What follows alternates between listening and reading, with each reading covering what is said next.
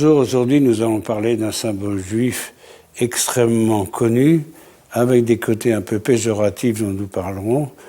Il s'agit de l'étoile et plus tard aussi de l'étoile jaune, n'est-ce pas, Rabbin Raphaël Sadin? Alors, l'étoile dite de David, on va se demander pourquoi elle s'appelle l'étoile de David. L'étoile dite de David apparaît dans d'autres civilisations dans l'Antiquité comme un signe magique. Et elle a été récupérée ensuite dans la communauté juive, où on en a donné un certain sens à sa forme, parce qu'on dit étoile de David. Alors, mais en réalité, David n'avait pas d'étoile. Enfin, il avait une bonne étoile, si on veut. Il n'avait pas d'étoile. L'étoile de David, historiquement, remonte à un combattant juif du Moyen-Âge qui avait un écu, un bouclier en forme d'étoile de David.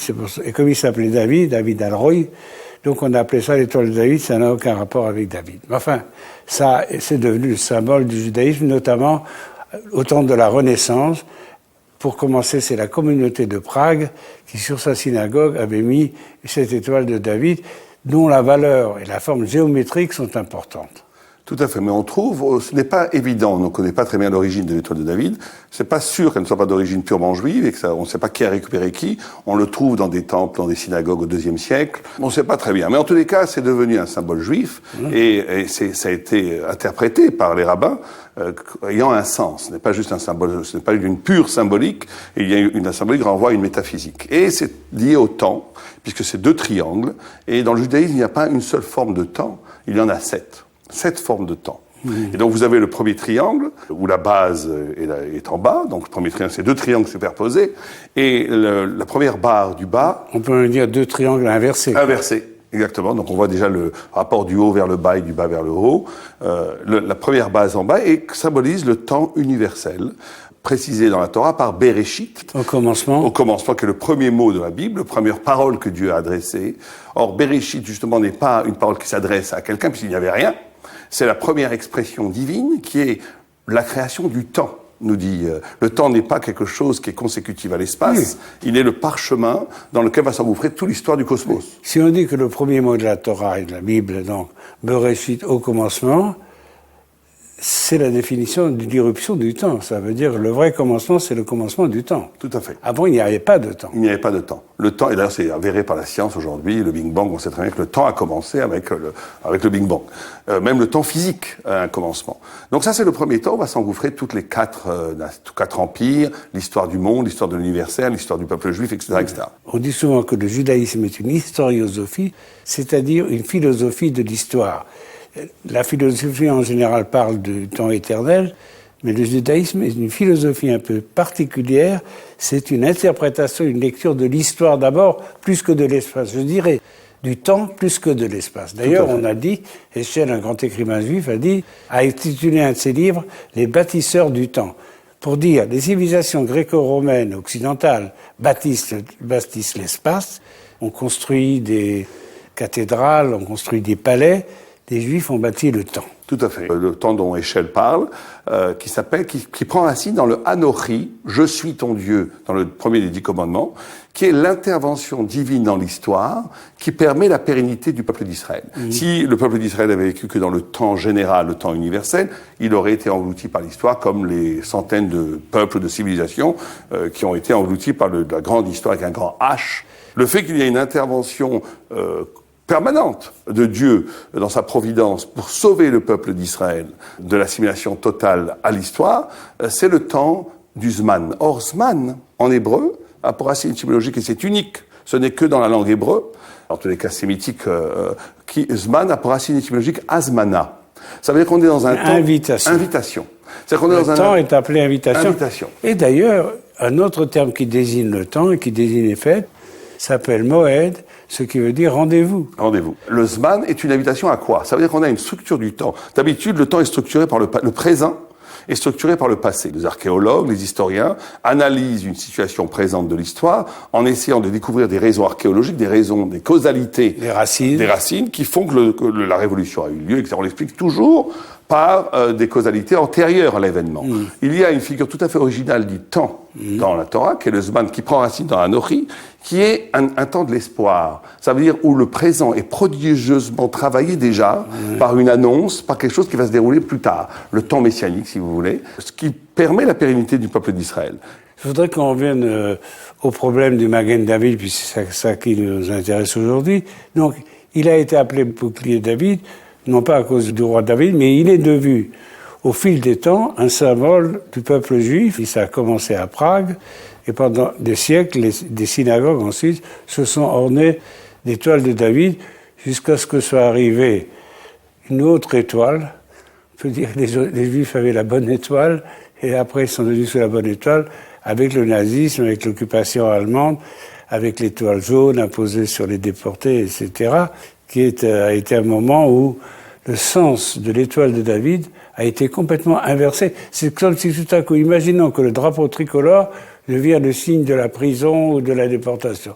Voilà que l'emblème du judaïsme est devenu le signal de la honte apposée sur les juifs opprimés et déportés. Oui, mais ça c'est la force du peuple juif, la résilience. Tout ce qui ne tue pas le peuple juif le rend plus fort. En paraphrasant Nietzsche, vous savez que le Streimel, qui était le chapeau traditionnel des Chassidim, au début, à l'origine, était un signe indigne, fait avec des poils de cochon, et c'est devenu un signe distinctif, honorifique pour les juifs religieux. Oui, il y a une autre interprétation, c'est qu'il semble qu'au XVIe siècle, le chapeau de fourrure était le signe des aristocrates polonais. Tout à fait. Et que les c'est la même chose. Le Shabbat mettait ça pour montrer le Shabbat. La noblesse du Shabbat. Être juif, fondamentalement, c'est donner un futur à ce qui est donné pour mort. C'est ça. C'est la capacité toujours de renaître. C'est ça. Mais ce deuxième temps, justement, a affaire avec cette histoire-là, puisque vous connaissez ce midrash extraordinaire que moi j'adore, où on a l'époque de Nimrod, avec Avraham Avinu, où commence en réalité l'histoire du judaïsme.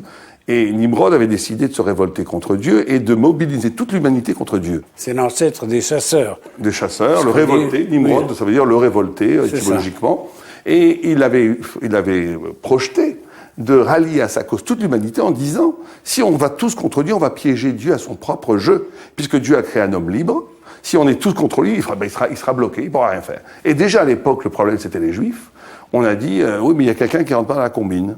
C'est Abraham, derrière le fleuve. C'est pour ça que le mot hébreu, Éver, vient de là. Éver, ça veut dire hébreu, ça veut dire celui qui est au-delà du fleuve. Qui est de l'autre côté. De l'autre côté du fleuve. Donc vous êtes d'un côté, mais les Juifs ils sont de l'autre côté. Ils sont de l'autre côté, tout à fait. Et lui, il rentre pas dans la combine. Et Nimrod regarde Abraham et dit, Prédazo el Laatid, cette mule n'a pas de futur parce qu'il est stérile, il ne vaut rien, il est tout seul avec son âne. Il n'avait pas d'enfant encore. Il n'avait pas d'enfant, il n'avait rien.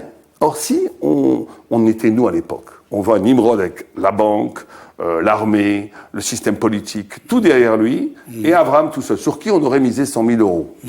Soyons honnêtes, je pense que la plupart des gens auraient misé sur Nimrod. Or, 3500 ans plus tard, que reste-t-il de Nimrod? Que ce que nous, on en dit maintenant dans cette émission. Alors qu'Abraham sous-tend toute la civilisation humaine, le christianisme, l'islam, le judaïsme, tout vient d'Abraham. Et dont l'étoile de David, plutôt le bouclier de David, qu'en hébreu, on se demande pourquoi on l'a appelé étoile et pas bouclier. Eh bien, c'est le symbole, justement, de cette pérennité, et aussi par ses valeurs numériques, parce qu'il a 6 pointes, il a 7 dimensions, donc on a beaucoup joué sur le 6 et le 7, qui sont le signe du profane et du sacré dans le judaïsme. Il y a 5 cônes, comme les 5 livres de la Torah, oui, énormément de symboliques. On a trouvé beaucoup de symboles. Et vous savez qu'historiquement, on en trouve des origines très anciennes, évidemment, de l'Antiquité, mais c'est surtout à partir du XVIe siècle que l'étoile de David, à Prague, devient le symbole de la communauté, qu'on la trouve en très grand sur la synagogue de Prague, n'est-ce pas? Donc, à partir de ce moment-là, ça s'est répandu, donc c'est quand même très tardif, ça s'est répandu dans toute l'Europe. On finit le premier triangle, il y a l'autre niveau qui va de bas vers le haut, là, c'est l'autre barre, qui part comme ça, qu'est-ce que vous avez appelé le moed, la rencontre, où c'est le temps de la conscience, où à un moment donné, ce qu'on appelle le temps du Yovel, il y a un temps de la conscience intérieure, où la personne rencontre la vérité à l'intérieur de l'écoute de sa propre temporalité intérieure. C'est ce qu'on appelle le Yovel. Et on a ici le premier triangle, avec comme base le temps universel, un Bereshit, au commencement. Une deuxième base de haut vers le bas, qui est le Anochi, Dieu intervenant dans l'histoire du peuple juif pour le sauver de la civilisation et de la destruction. Et un retour de ce destin exceptionnel par un temps de la conscience qui fait le premier triangle, sur lequel va se superposer le deuxième triangle, qui lui est inversé, comme vous l'avez dit. C'est le temps céleste. Alors, c'est un temps tout à fait bizarre. Qu'est-ce que c'est que ce temps céleste? C'est que dans le Harizah et dans la Kabbalah, on nous enseigne qu'il se passe en haut de choses très bizarres, des choses qu'on ne voit pas. C'est que le nombre de mitzvot qu'on fait, de bonnes actions qu'on fait, ou bien au contraire, de mauvaises actions, le nombre de sens qu'on a pu dénouer par l'étude de la Torah, ou le contraire, crée une histoire céleste. C'est-à-dire que quand on arrive en haut, après 120 ans, après la mort, on relie sa propre existence et l'existence de toute l'humanité, non plus en fait matérialisé, comme ici, mais en fait spiritualisé. Ça veut dire qu'il y a toute une articulation de nos bonnes actions et nos mauvaises actions qui crée un parchemin qui va conditionner en retour après le monde. C'est création, révélation, rédemption. Alors les diverses significations qu'on a pu attribuer à l'étoile, n'est-ce pas, sont révélatrices de tant de pans de la pensée juive. C'est un paradoxe terrible de penser que l'étoile qui était le signe des synagogues, le signe de la judéité, soit devenue un signe de honte en devenant jaune. Vous savez, c'est pas par hasard qu'elle est devenue jaune.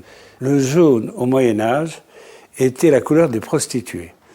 Et aux Juifs, notamment dans divers ghettos, on avait imposé des chapeaux jaunes pour les assimiler aux prostituées.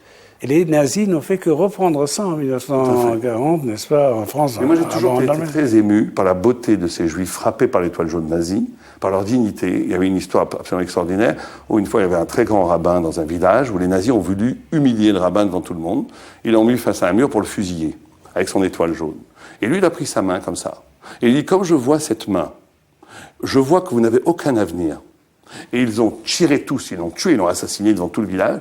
Et il y a eu une sorte de gêne chez les nazis, parce qu'on avait l'impression, malgré que le pauvre rabbin était mort, que c'est lui qui avait triomphé. Et eux, ils se sont trouvés idiots devant cet assassinat minable, absolument hideux. Et donc la force, justement, la Magen David qui devient l'étoile jaune infâme de l'indignation nazie, peut être retournée en surplus de dignité. De dignité. Alors, et c'est pas pour rien que l'État d'Israël a en quelque sorte sublimé cette étoile de la honte pendant la guerre pour devenir l'étoile de la fierté du peuple juif. Et si vous voulez, je voudrais terminer par une petite anecdote très connue. L'écrivain Patrick Modiano s'est promené un jour sur la place de l'Étoile et quelqu'un lui a dit, ou pas loin, les Champs-Élysées, et quelqu'un lui a dit, excusez-moi monsieur, est-ce que vous pouvez me dire où est la place de l'Étoile? Il a dit oui, c'est ici la place de l'Étoile. Alors juste pour finir, on fait les deux autres temps très rapidement. Le sixième temps, c'est le temps d'une conjonction de l'éternité et du moment, qu'on appelle et.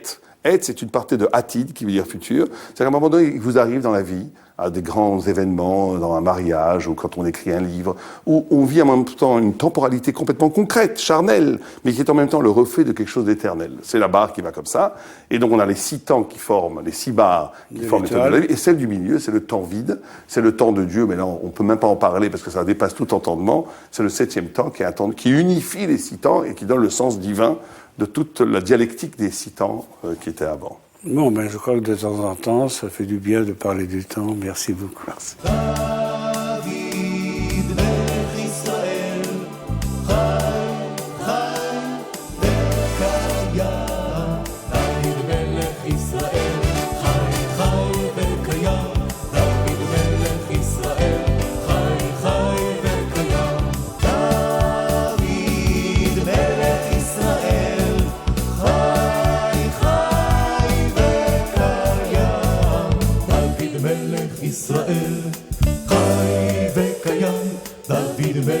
ישראל, חי